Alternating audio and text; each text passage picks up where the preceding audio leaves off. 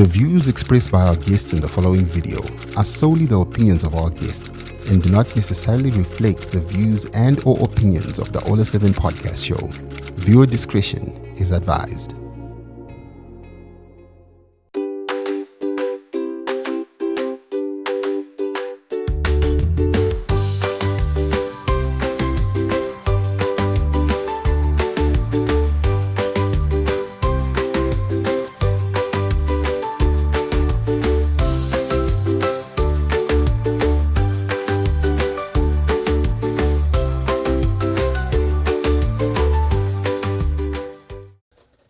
Hello and welcome to the Genius Kids. This is the show where we sit down and celebrate young talents and achievements from all over Zimbabwe. And I am your host, Aisha Nyanzunda. Today I am so excited to be sitting down with a young lady. She's only 16 years old, but she has already penned her first anthology. Her name is Lawrencia Manyangawana, and I'm so happy to have you, Lawrencia. Thank you for having me.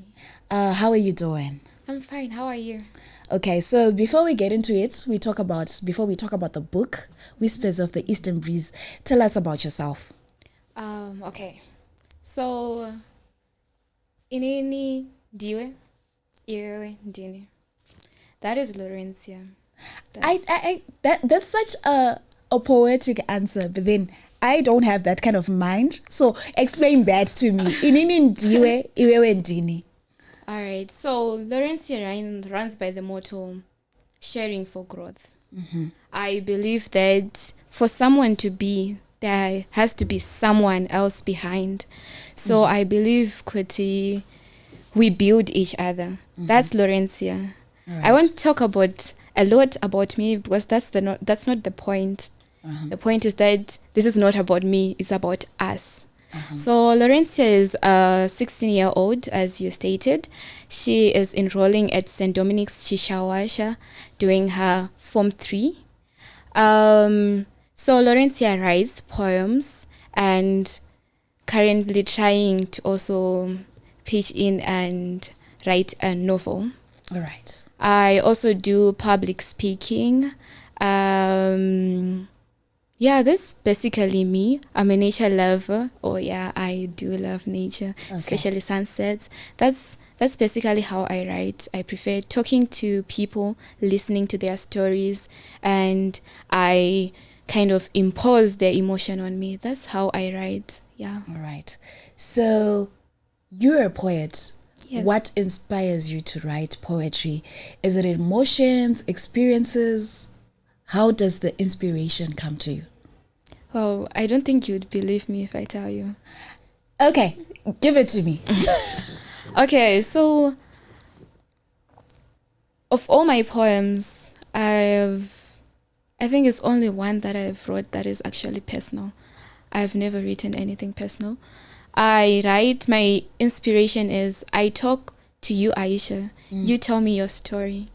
And I write something theming your story. Mm-hmm. And my purpose is when you read it, you don't feel alone anymore in the world. You feel someone out there actually understands and feels how I feel. That is my main motivation. That's how I write. Interesting. So let's talk about the journey of writing. When did this start? I started writing in grade 5. In grade 5? Yes, in grade 5. Do you remember the first thing that you wrote? Yes, it was my dad's birthday actually, and I wrote a letter to him. It was the usual roses are red, violets are blue and stuff. And I went back home so excited. Happy birthday, Dad. I had the card with me. They gave it to him. So my dad is a teacher. Okay. And he took that letter and he started marking it. Okay, that's such a dad thing. Yeah. And I was like, okay. So he marked it, corrected everything. So I wrote dear with A at start and E at the end. And then he corrected it. And I took it again, rewrote it with the corrections and gave it to him. He still marked it. That's how I started to write. So my dad is my main editor, so he corrects myself and I rewrite them again. That's how I started writing. That's how I continued writing. Interesting. So it's funny when you talk about your dad, because my dad was also a teacher, and I can relate to that. You think you're just having a conversation with dad, but dad starts correcting you and exactly. No, that's not it. Okay, so how do you decide what to write about? How do you choose your themes and your titles, and how does that happen for you? I don't choose my themes or titles. I just write and see where the wind goes. I mean, I'll actually find out that, it's a love theme whilst I'm halfway through the poem, because I just pour it out and I see how it goes. All right. So do you have a particular writer or poet who influences your work? Yes, actually quite a number. There is Coach Fortunes Munsaka, that's my mentor. And there is Takudzwa Masaba, the writer of Over Beyond, that's my favorite author. And there is Melus, there is Brandon, and others left unmentioned. Yeah, I actually talk to a lot of poets and writers, so I'm very much surrounded by literal people. So let's talk about the editing process. Obviously, dad is the main editor. How do you come up with the perfect poem? What happens from the first time you pen it down up to the time you're like, this is a perfect piece of art? That's a bit challenging, let's say. So, how I write something, right? And then I take it to him. My dad is very hard to impress. So, I take it as a motivation. If he doesn't smile, it's not good enough. There are too much reds and corrections, it's not good enough. And my poems, I read them with the emotion they bring. I give it to you, Aisha. I tell you to read it, and you tell me how you feel after you read that poem. And then that marks its excellency, because I want a poem to portray something about love. And if you don't feel love inside you after you read that poem, then it's not good enough. Okay, so we're going to test that one out later on. We're going to read something from your book, and I guess I'm going to get emotional today. So let's talk about the different forms of poetry. There's sonnets, free verse, haiku. I don't know. You can educate me on that.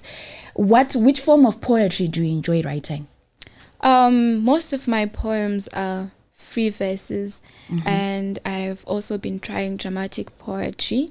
So I prefer free verses because, well, there's no limit to free verses. You're not going to be limited with rhyme or anything. You can actually freely express yourself. And then there's dramatic poetry. Well, it's drama. You get drama. Yeah, so one thing I think about free verses is like, it's more like hip hop, right? Or hip hop is actually a form of free verses. Kind of, yeah. Yeah, that's just what I think about when you mention free verses. So let's talk about your consistency in writing. Do you write every day? Is it like a daily ritual? Or is it just something that happens upon inspiration? Or it's something that just happens, you don't even know, but it just happens? How does that happen for you? Writing. I write at least one poem every day to escape from books and school. That's how I meditate. But then when really an emotion is struck, I can write up to 10 even a day. 10 a day? Yes. Oh, okay. Must be nice.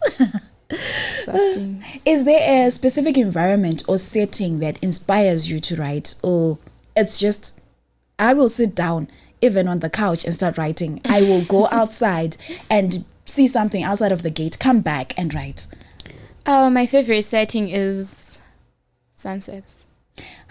It's funny when you mention sunsets. One of my friend was telling me the other day, she went to Kariba and saw a sunset, and she's just like, sunsets, they're just a reminder that even an ending can be beautiful. Exactly. And I was like, okay, that's such a poetic thing to say. And I never thought about it like that. So why do you like sunsets? Well, you've already mentioned the other. Plus, sunsets are beautiful and just calming. Yeah. And have you ever noticed the sunsets in Africa? Well, I know one's from Zimbabwe. I wouldn't say Africa. All right, the I'm one not in that Zimbabwe. well-traveled. The one in Zimbabwe. Sunsets are really, really beautiful. Yeah, I think the most beautiful sunset I've seen was the one that set on the Zambezi River, because I was in Chirundu that time. So I was watching the sunset on the Zambezi River. What's the most beautiful sunset you've seen? I've seen the one in Zambezi, and also the one in Vic Falls. Sunsets, especially when they are setting and there is water. Yes, there's just a drive in it. It's so beautiful because it's a reflection of the sunset on the water. Exactly. It's just a calming experience. And the water will be like shimmering with stakes of crimson. Yeesh. It's so. Now you're being a poet. Oh, you're talking to one. So, what's the most challenging part about writing poetry, if there is any? Because, like, if you can write 10 poems in a day, then I'm sure that it's not that challenging. It is actually, because, well, to write, you need motivation. And without it, you can't write anything. Really, there is, I think writer's block. Yeah, that can hit you for like a year or something, and you cannot even write anything that actually makes any sense. Have you ever had writer's block? Yes, I have actually. For how long? It was for a whole term. Last term, yeah. What was happening there? Well, school wasn't schooling, and I decided that I should maybe shift my attention to school a bit. And then, so after I had dealt with that, trying to shift back, I had kind of lost it. Yeah, I had lost then I couldn't really write anything that was making sense, that was good enough for me. Yes, people were saying, it's good, but it just felt off. Okay. And I kind of stopped writing, yeah. So do you see poetry as something that you're always going to do, or you have other creative prospects as well? Well, when you're talking about Laurel, you're talking about poetry. Okay. I am poetry. I don't think I'm gonna leave it, because poetry defines me. It can express me. So yeah, it's first love of my life. I'm talking to Lawrencia Manyengawana. She is 16 years old and has already penned down her first anthology titled Whispers of the Eastern Breeze. And we've been getting to know her better. We've been talking about how she derives inspiration to write her poetry. So we were talking about sunsets. Yeah. But now I want to talk about the reactions that you get from people when you share your work with your family, with your friends, classmates, even teachers. How do they react to your work? Well, it depends with the theme. Say it's sad theme, they actually pity. Maybe they think that I have experienced something or anything, but then nah. My friends have been actually very impressed. My teachers, they are still surprised I can really write. And you know what's surprising? I'm in the science class, and I act like an art student. It's very, yeah. So I suppose people haven't really gotten used to the fact that I can actually write, of course, except for my parents. They know. My siblings, well, they're still adjusting. Okay, so you've already published your first book, and we're going to talk about the book later. But do you have any plans to publish future works or participate in any poetry events? Yes, actually. I do actually have a plan on releasing a few more volumes, and if successful, I will also release the novels that I'm working on. Oh, you do novels? Yeah, I'm trying. It's hard because I'm used to short things and continuous writing. People will forget and be like, I have a new idea for another book. Let's leave this one. Okay, so have you finished any novels so far? I'm halfway done with the other one. Okay, all right. Do you want to tell us the synopsis of what you're working on? I'm working on something religious. Okay. Yes. So I want to talk about how other religions are not very tolerated by other religions. I'm not going to mention the religions though. I think it's pretty obvious, but okay. Okay, so now let's talk about Whispers of the Eastern Breeze. Maybe you can just lift the book up and show it to the camera so that the people at home can see the book. Okay, guys, that's Lawrencia's book. And now we're going to talk about the book.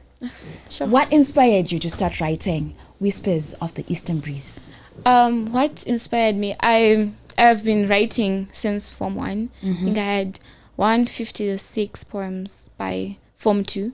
So I got to know Coach Fortunes Munsaka from Blawayo, the founder of Creative Minds Alive, and also the founder of Pre-Dawn Publishers, my publishing company. Okay. And he took me into the organization that is full of other writers and other artists.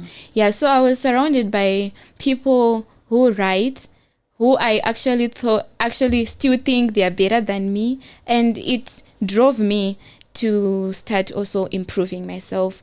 And we would send the poems into the group, and the other mentors would correct them, would critique them and stuff, and it kept me going. So I actually didn't have any plan of publishing a book, honestly. I wrote for fun, as a hobby. I never thought I would actually publish a book. And this other time, my mentor was Coach Fortunes. He actually mentored me himself. And he took me into the group of Pre-Dawn Publishers, which is a group of only authors, published authors. And I was wondering why am I in this group? Why am I in this group? And then he said it's a group for authors, but I haven't published anything. I'm not even planning one. And they said, you tell me one day. And yeah, that one day has come. The one day is here. So how many poems are in this book? There are 57 poems. 57 poems? Yes. Oh, written originally by you? Yes. Okay, let's talk about the title of the book. Whispers of the Eastern Breeze. Is that inspired by the fact that you're from Nyanga, from the Eastern Highlands? Kind of, yeah. Okay. Besides being from Manika land and the breeze from there, Whispers of the Eastern Breeze actually talks about the wind. Yes, the breeze itself. It can have a lot of emotions. It can be angry. It can be smooth. It can be calm. So these whispers from the Eastern Breeze, you're not going to predict if they are going to be calm or they're going to be angry. So this inspired the books. Not every poem is calm. Not every poem is dark. And it's actually a mix, and it's whispers of the Eastern Breeze. You don't know where they're coming from, but it's coming. They are there. And they're going to have an impact on your emotions. Exactly. Okay, let's have something from the book. Just one poem that you'd like to read out for us. And this is that test we talked about.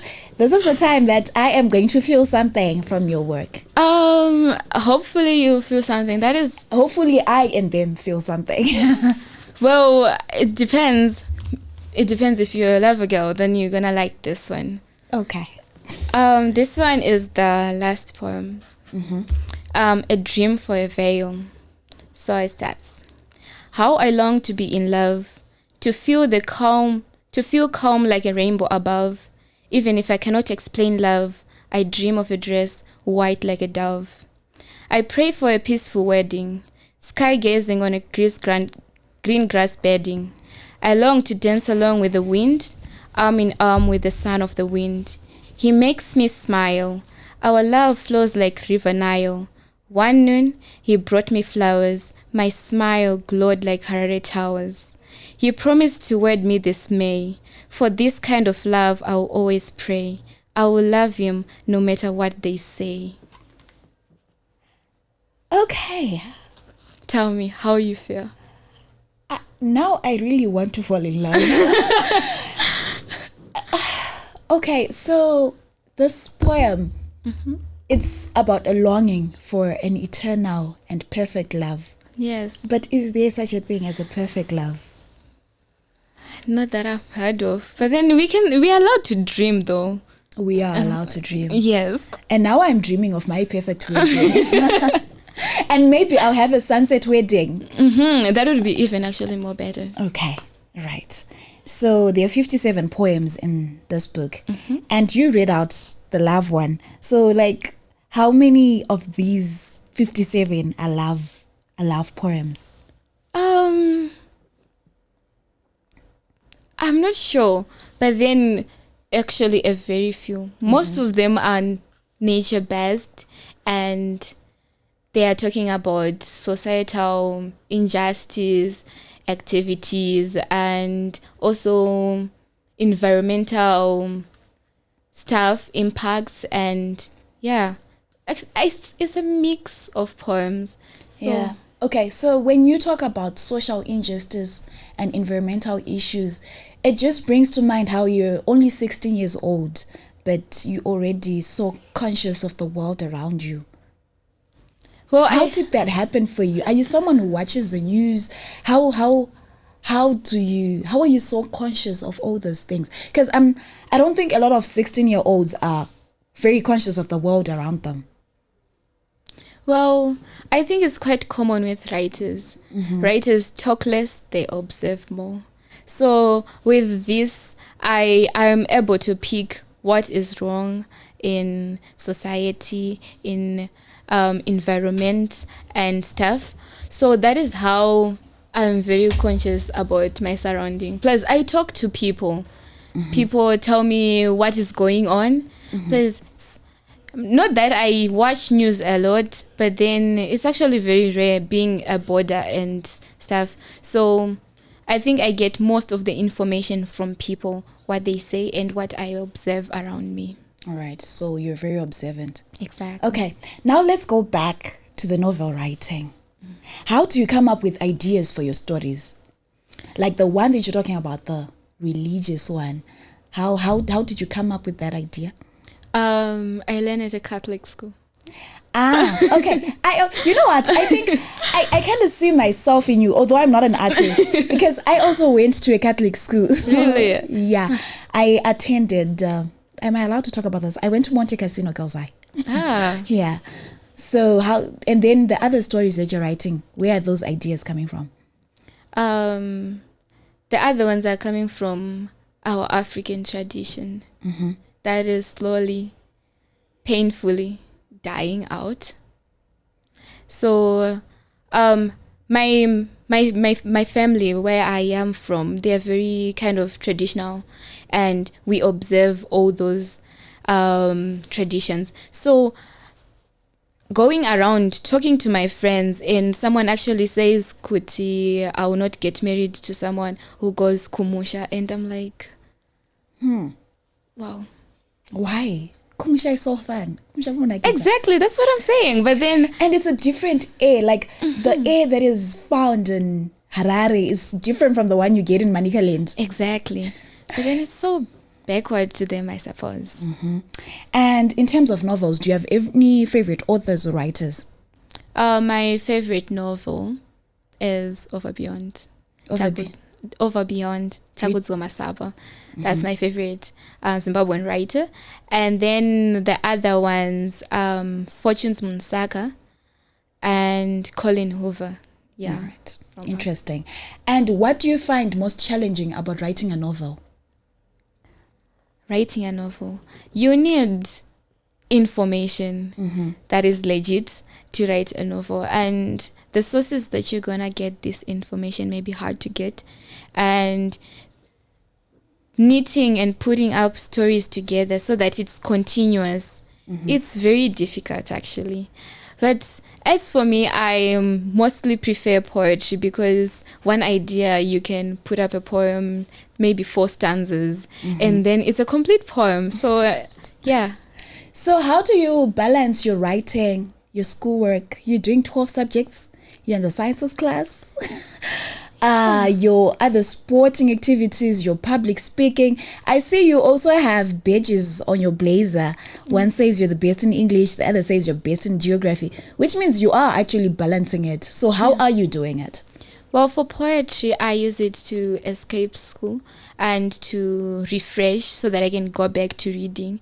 So it doesn't really affect school because I do it at my free time.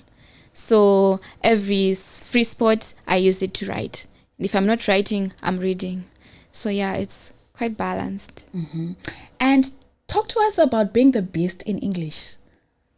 Is Well- that because you're a writer and your teachers are like, yeah, she writes perfectly, so she's the best? No, actually, my teacher is actually very strict. My English teacher is my dad. Oh, okay. All right, it's starting to make sense now. And best in geography. Tell us about this. Do you just generally enjoy geography or? Well, as I said, I'm a nature lover. And geography is not hard because it's something that you're seeing every day and you're observing it around you. So it's not very hard for me because I'm very observant and I just love nature and the environment. So yeah. So what's your favorite topic in geography? Is it a topic? Are they called topics now? We have themes. Yeah, there's topics and then there are themes in topics. Okay. So I remember from my days in school that geography is divided into physical geography and the other one, economic geography, and the other one that has to do with people. The other one that talks about population and things like that. I think it's called social geography. I actually like social geography. Interesting. I liked physical geography. So yeah, we're different there. And understand one of your hobbies is playing handball. Yes. Talk to us about that, the handball. So handball, I love handball because it teaches the teammates to be one. You cannot play handball uri one because they are defenders, they are wings. You won't go on. So with playing handball, you have to be communicating, you have to be one with you have to be a family, one big family. So with handball, it's very encouraging that even out of the field, you're still a family with your teammates. So that's why I really love handball. Plus, it's a sport with other sports combined. We have basketball, we have netball, we have soccer, but then just hand soccer. So yeah. So you actually play on a team? Yeah. Okay. I'm the center for the first team under 17s, and without being in the field, I am the handball captain for the seniors and the juniors also. You're the captain? Yeah. Okay, so you're balancing school, you're doing poetry, you're the captain of the handball team, you're good in geography, you're good in English. Is there anything that you don't do? Because you also do public speaking as well. Why settle for one when you can have it all? That's true. All right. And what's the hardest part about playing handball? Or rather, what's the hardest part about being the captain of a team? Well, with handball, you also, besides being one, you also need motivation. And the hardest part about being the captain is that seeing that we're gonna lose, and you still have to motivate your other teammates to keep on going. That's actually very hard because you also have to motivate yourself first and then motivate others to keep playing.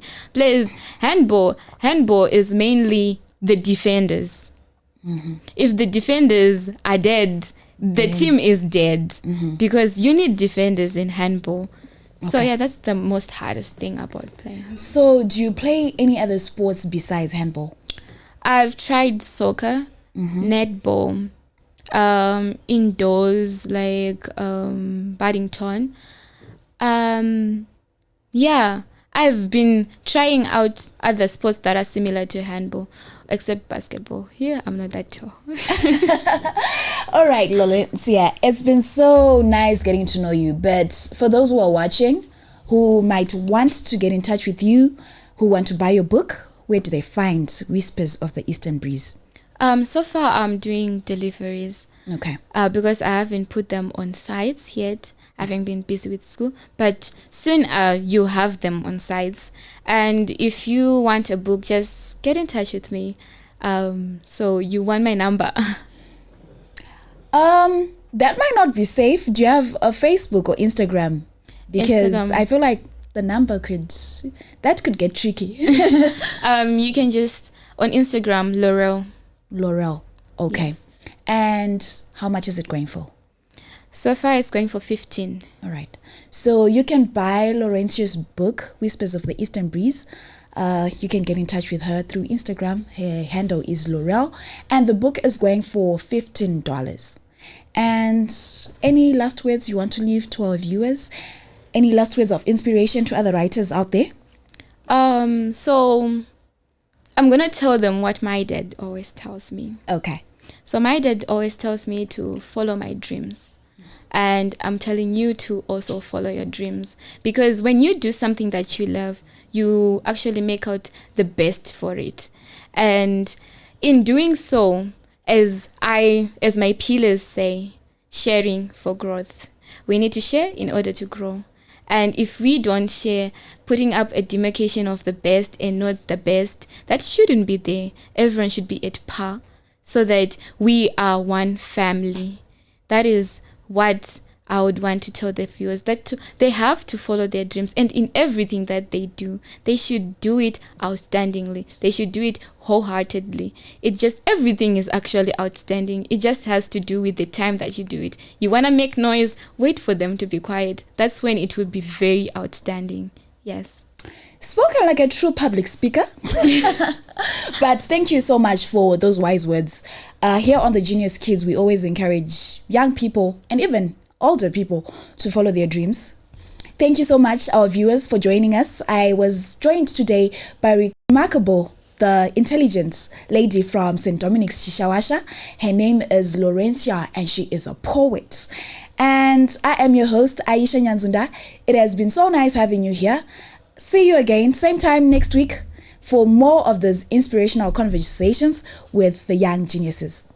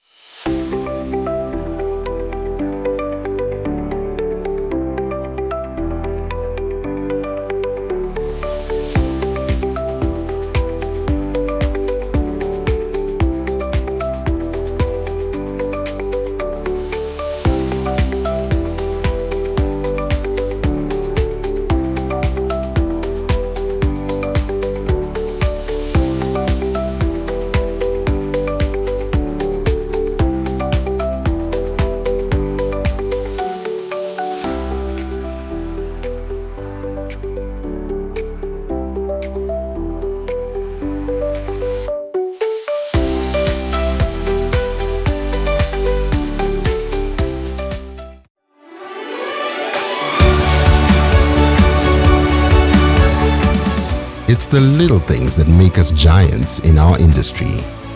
We put in that extra mile of service so your car can go that extra mile of performance. Our aim is to make our stopovers feel like home. Giant Petroleum, limitless energy.